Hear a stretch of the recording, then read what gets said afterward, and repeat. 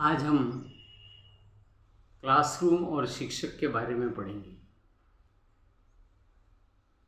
Classroom में जाने से पहले शिक्षक को मानसिक रूप से तैयार होना पड़ता है, क्योंकि शिक्षक ही अच्छी तरह से बालकों को जानता है, उनका मानसिक स्तर किस स्तर का है, उनकी रुचि क्या है, विषय के प्रति उनका लगाव कैसा है, क्लास में डिसिप्लिन कैसा है, सीखने की क्षमता कितनी है, स्लो लर्निंग तो नहीं है। सारी बातें मानसिक रूप से तैयार होकर क्लास में शिक्षक जाता है। यह सोचता है कि मैं आज सबसे अच्छा प्रस्तुतिकरण दूंगा। दूसरी ओर बालक भी मानसिक रूप से तैयार होते हैं, उनकी रुचि के अनुसार ही विषय होता है और रुचि के अनुसार ही वो विद्यालय का चयन करते हैं। तो बालक को सबसे पहले क्लासरूम एनवायरनमेंट, कक्षा कक्ष वातावरण देना बहुत ज़रूरी है। यहाँ बालकों के वातावरण से मतलब है बालकों की सीटिंग अरेंजमेंट कैसा है, black board, white board, marker, duster, light, प्रकाश, वेंटिलेशन, फर्श, स्वच्छता, एंट्रेंस, सारी चीज़ें उसके क्लासरूम निर्माण में और वातावरण में सम्मिलित होती हैं।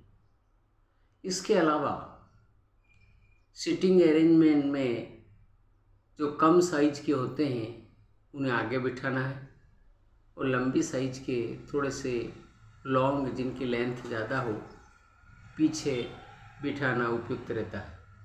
लेकिन प्राय इस प्रकार के सिस्टम में परिवर्तन भी होता रहता है, रोटेशन चलता है। जो लड़का आगे बैठता है बाद में पीछे जाता है, ये रोटेशन सिस्टम भी होता है। आगे और पीछे बैठने से वास्तव में कोई खास अंतर नहीं महसूस होता, लेकिन प्राय बालक यूँ समझता है कि जो आगे बैठते हैं वो ज़्यादा प्रतिभाशाली हैं, they are very intelligent more than us. लेकिन प्राय ऐसा होता नहीं। पीछे बैठते हैं तो क्लासरूम से शिक्षक की आवाज़ स्पष्ट और उन तक पहुंच वाली होनी चाहिए। अगर आवाज़ स्पष्ट नहीं है तो बालक पढ़ने में रुचि नहीं लेगा और जो शिक्षा का उद्देश्य है, गुणवत्तापूर्ण शिक्षा देना, वो उद्देश्य पूरा नहीं हुआ। इसके अलावा ये भी ध्यान रखना है कि बालक क्लास में किसके साथ बैठता है, दूसरे बालक का आचरण क्या है, उसके प्रति दूसरे बालकों का एटीट्यूड कैसा है। प्राय कक्षा कक्ष में समस्या आती है कि कुछ बालक होमवर्क करते हैं, कुछ नहीं करते हैं, इधर इधर की कॉपियाँ छीन लेते हैं, नकल कर होमवर्क करने का प्रयास करते हैं। तो शिक्षक को इन समस्याओं का, इन चुनौतियों का सामना करना पड़ता है। डिसिप्लिन मेंटेन करना प्रमुख है। इसके अलावा जितनी सुविधा है वो प्रोवाइड करना। क्या स्मार्ट ब्लैक बोर्ड है या स्मार्ट ब्लैक बोर्ड के साथ प्रेजेंटेशन के लिए प्रोजेक्टर वगैरह कुछ है, ये सारी चीज़ें विषय वस्तु को और आकर्षक बनाती है।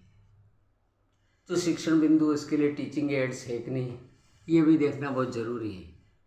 टीचिंग एड से बालक को हम कंसंट्रेट करते हैं, बालक शीघ्र पढ़ने की ओर आकर्षित होता है।